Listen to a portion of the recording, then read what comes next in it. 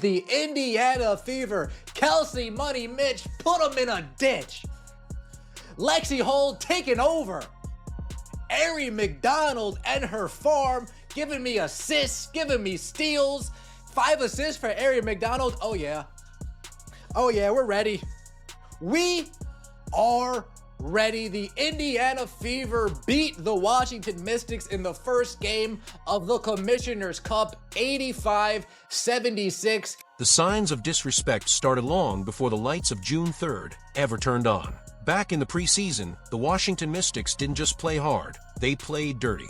During a tune-up game that was supposed to be about getting reps and building chemistry, they zeroed in on one player in particular, Sophie Cunningham. The Mystics shoved her around, taunted her after plays, and sent a clear message: Indiana didn't belong. It wasn't just physical, it was psychological warfare, and it worked. Cunningham, known for her grit and tenacity, was visibly rattled. Teammates saw it, coaches saw it, fans saw it. The Mystics had turned a preseason scrimmage into a statement, and that statement was clear. The Indiana Fever were nothing but a warm-up act. For both of you, just getting your first win after a 3-game losing streak, how did it feel? I mean, I'm just proud of our group for staying with it. Obviously, you know, we can't control injuries, we can't control any of that, but I think we had 2 really good practices this week, and to be able to come out and get a win after that, I'm just proud of us for fighting, and also just really proud of Aari for coming out and providing just some incredible minutes, 27 minutes, and she was ready. She stayed ready, and we needed every single one of those, and just really proud of the group today. This wasn't just a one-time clash. It planted the seeds of a full-blown rivalry. By treating the Fever like punching bags, Washington wrote a check they didn't know they'd have to cash later. Because some teams fold when bullied. Comment, I've got the Fever, to show support for this team's incredible fight. And don't forget to like, subscribe, and turn on notifications so the next chapter doesn't catch anyone off guard. Others take notes and wait for the perfect time to respond. What happened next would change everything. Fever down, you know it's coming. Bow, bow, bow! On to the next. Woo! Feels good, baby. Woo! Making a whip, honey, baby. That's a good-looking dog. Woo! Happy days. When the Fever faced the Mystics on May 28th, it wasn't just a game, it was a public dismantling. With Caitlin Clark sidelined, the Washington Mystics smelled blood and pounced. They walked into that matchup brimming with confidence, their swagger on full display from the opening tip. Indiana Fever lose to a young Washington Mystics team, 83-77. Look lost without Caitlin Clark. I'll say it. Fire Stephanie White. Oh boy. The game ended 83-77 in favor of Washington, but the score hardly told the full story. The Mystics treated Indiana like background noise, like a team that didn't deserve to share the same court. They strutted after every bucket, flexed after every block, and made sure Indiana felt every bit of the hierarchy they believed existed. And that's Kiki Arafin, and I got to tell you, here we go with the smiling like you've done. I don't get it. This is the worst part of the WNBA. It is. Analysts mocked the Fever's effort, while fans flooded social media demanding answers. Chants of "Fire Stephanie White" began circulating, echoing the frustration of a fan base watching its team crumble without its star. To many, this confirmed the worst suspicions that the Fever were nothing without Caitlin Clark. This was a absolute embarrassment. An embarrassing performance from the Indiana Fever. But behind the scenes, something was brewing. That loss didn't break the Fever, it lit a fire. And by the time June 3rd arrived, that fire was ready to explode.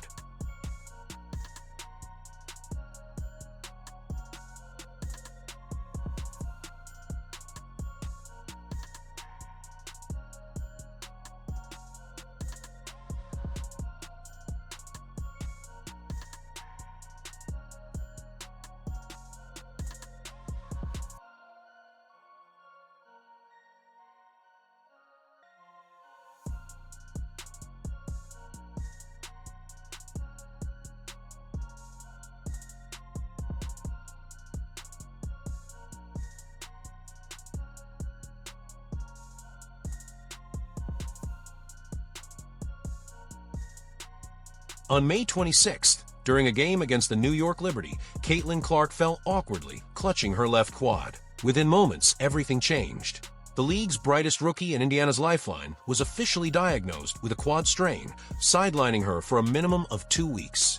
For a team already battling chemistry issues and inconsistent performances, this injury felt like a death sentence. Sports media didn't hold back. Headlines read like eulogies, analysts questioned the Fever's future, and rival fans celebrated early. Without Clark, they said Indiana had no direction, no hope, no identity. And for a while, it looked like they were right. The Fever spiraled into a 3-game losing streak, falling first to the Liberty, then being humiliated by the Mystics on May 28th, and finally getting rolled by the Connecticut Sun on May 31st. Each defeat seemed to confirm the narrative. Indiana was a one-player team. But beneath the losses, something critical was happening. The players were forced to ask themselves, who are we without Caitlin Clark? And one by one, they began to answer. Fever had the first 4. Washington has rattled off 8 in a row. Indiana's missed 5 straight shots. Mitchell catch and shoot and ends it with a 3. Great screen on the baseline by Bonner. She's point guard of the future for them. Mitchell turns the corner, gets inside, and lays it in. Look at Mitchell. I'm telling you, Pat, what am I going to say about Mitchell? With the spotlight gone and expectations buried under 3 straight losses, Kelsey Mitchell saw an opportunity, not for glory, but for redemption. For nearly a decade, she had poured everything into this franchise. Yet somehow, the narrative always skipped over her contributions, painting the Fever as Clark's team the moment the rookie arrived. But with Clark sidelined and Indiana reeling, this wasn't just another game. This was personal. Mitchell stepped onto the court against Washington on June 3rd with one thing in mind: revenge. She wasn't playing for highlights. She was playing for pride. Every time the Mystics had mocked her teammates, she remembered. Every sneer, every shove, every arrogant possession from May 28th burned like fuel. All of that comes into play, and Indiana's done a nice job feeding the post. Mitchell off the screen, finds some space. Oh, it's a much-needed 3. McDonald trying to use that Boston screen. McDonald inside, Mitchell hangs, lays it in, and a foul. Kelsey Mitchell trying to put the finishing touches on this one.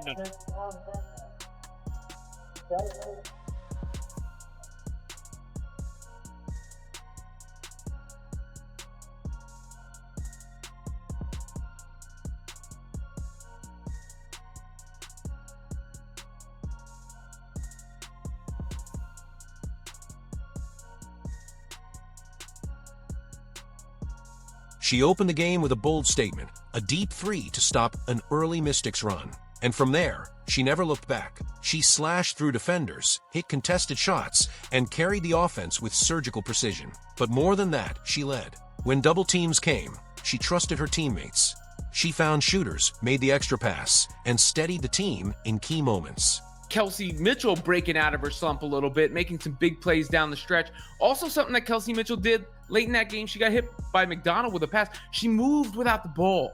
And Kelsey's the kind of player you can give her the ball and let her cook, clear out, but also it's going to make her tough to guard when she is able to be active without the ball in her hands. So that was a good sign, I think, for the Fever's offense and some of that motion offense that Stephanie White is trying to instill. Her final line, 24 points, 3 assists, 2 rebounds, told only half the story. What really mattered was how she changed the entire tone of the team. The Mystics came in expecting a wounded roster. Instead, they ran headfirst into Kelsey Money Mitchell, and she wasn't handing out sympathy. Kelsey Money Mitch, oh yeah.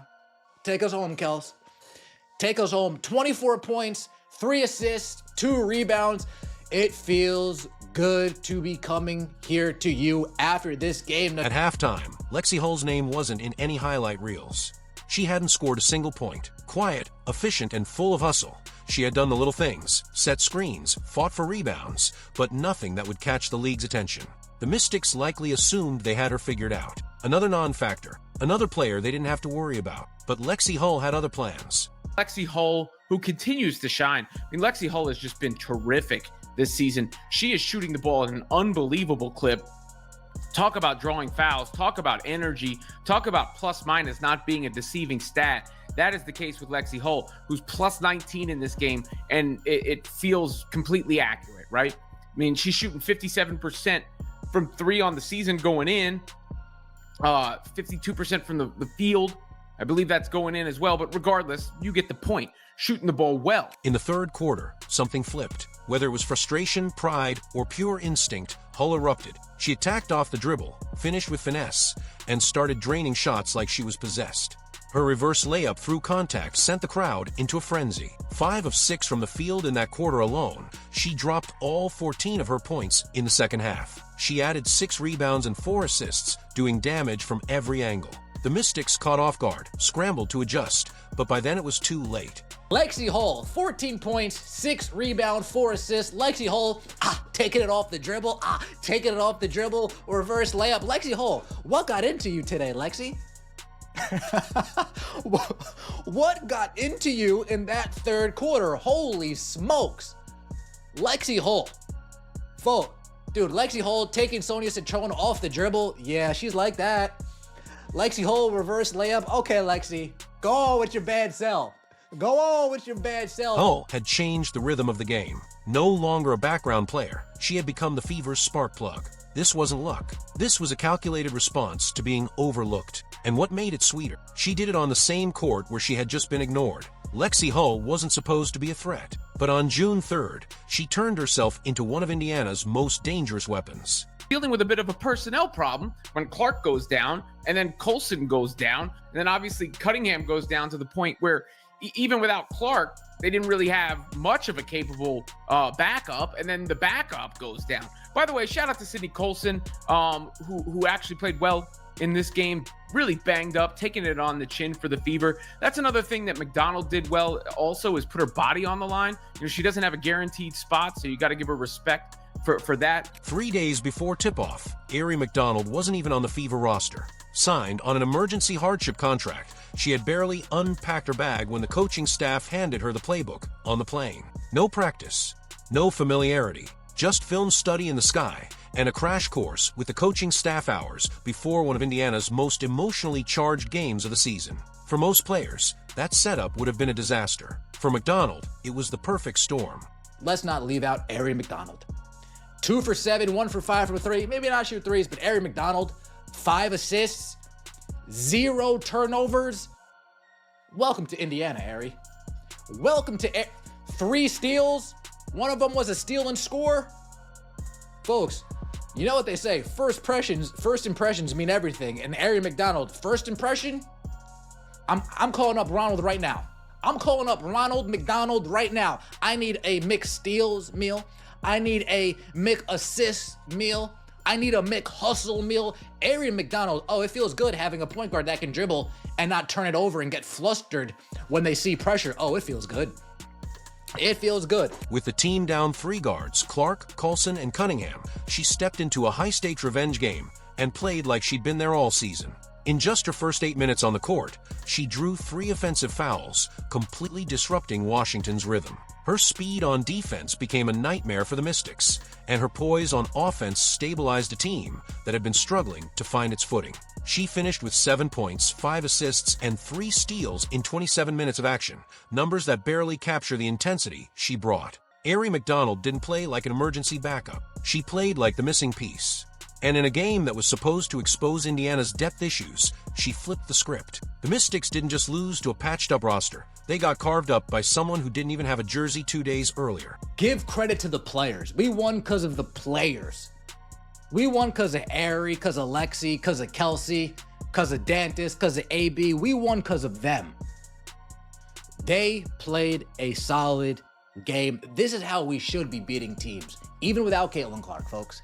Even without Caitlin Clark, and hopefully, right here we go. Now that Aari McDonald is here, who would have thought we would be saying this early in the season? Hopefully, now that Aari McDonald is here, somebody to take pressure off Kelsey Mitchell. Is that what we needed, Kelsey?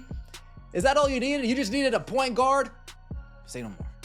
A point guard that can dribble and push it? Say no more. For weeks, the Indiana Fever looked like a team searching for an identity. Offensive sets stalled, rotations felt disconnected, and ball movement too often gave way to isolation. But on June 3rd, everything finally came together. Head coach Stephanie White had been preaching one principle above all: 0.5 basketball. The idea was simple. Once the ball touches a player's hands, they should pass, drive, or shoot within half a second. Fast reads, faster execution. And against Washington, the Fever executed it to near perfection. Our ability to drive and get angles and be able to find and touch the paint with 2 feet and either, score, indoor, get these threes that you're talking about, it kind of just serves to everyone kind of getting a rhythm and everybody finding a way to kind of be impacted through the game. And I think the more that we do touch the paint, the more that we do get drives and play inside out through AB and Didi and them like that, I think it just kind of, you're going to see more open up for us. And so I just think we got to give ourselves some grace, but stay patient. The results were stunning. 21 assists on 30 made field goals. The ball zipped around the court like it had a mind of its own. Shots weren't forced, they were created. Players filled the gaps, made the extra pass, and trusted each other completely. No one held the ball too long. No one played hero. It was a synchronized system that overwhelmed a Washington defense expecting chaos, not cohesion. Coach White didn't need Clark on the floor to prove her blueprint could work. The team bought into the system and finally looked like a playoff caliber unit. It wasn't just a tactical victory, it was a philosophical one. A big focus for us is 0.5 basketball. Get the ball, do something with it. Either drive, pass, shoot, and just trying to make those right reads and make them quick. And I think that helps just when our spacing's good, those reads are way easier. And I think that's really what it comes down to. I think our team just played really well together, and we got to spots and we made the extra pass. And we shot, I don't remember what they said, but a lot of our points were off of assists, and that's all we can really ask for a team. So just really, again, I'm just so happy with the outcome of the game and how everyone felt out there. It was fun. For the first time this season, the Fever weren't relying on one player. They were moving as one, attacking as one, and believing in something greater than individual stat lines.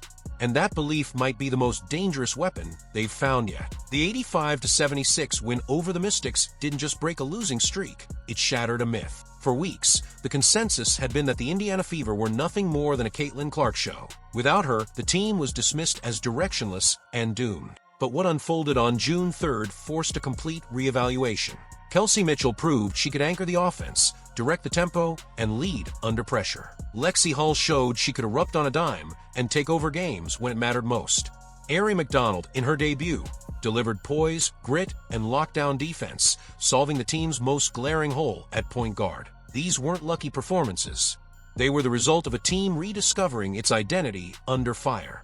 Unbelievable job of coming in yesterday and really knowing the plays. Kind of like somebody said in the locker room, we feel like you know the plays more than us, or she just kind of was on it. And I think it just goes to serve to show what pros are and how they're supposed to operate. And she did everything amazingly and with such grace. And I think for us, we could use what she brings us to the table offensively and defensively. She can guard the ball. She can get us all positioned to get shots. And I think more importantly, she's fun to play with. So I think we get a collective great guard all the way around. And now, the Fever aren't just waiting on Clark. They're preparing to weaponize her return. With this supporting cast empowered and confident, opponents will no longer be able to key in on one player. Clark will rejoin a team that knows how to move the ball, play together, and execute without hesitation.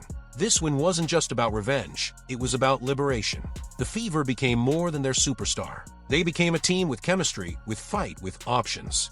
And in the WNBA, that kind of balance is what turns playoff hopefuls into title contenders. We did a good job of trying to kind of stay in it, because when people score on you, you don't know how to stop it at times. And I think that we just stayed really, really resilient, because it could have went the opposite way. We would have had another conversation, but I think we did a good job of staying grounded when they did make that run. And I believe that our team trusts one another in order to make and get stopped. So it's a collective effort. When the final buzzer sounded and the Fever walked off the court with an 85-76 win, it meant more than just a number in the win column. It was a turning point, a message sent loud and clear to the rest of the WNBA. The team that had been dismissed, mocked, and left for dead without Caitlin Clark had just dismantled their biggest rival. The same Mystics who taunted them in the preseason and embarrassed them in May now looked stunned, exposed, and overmatched.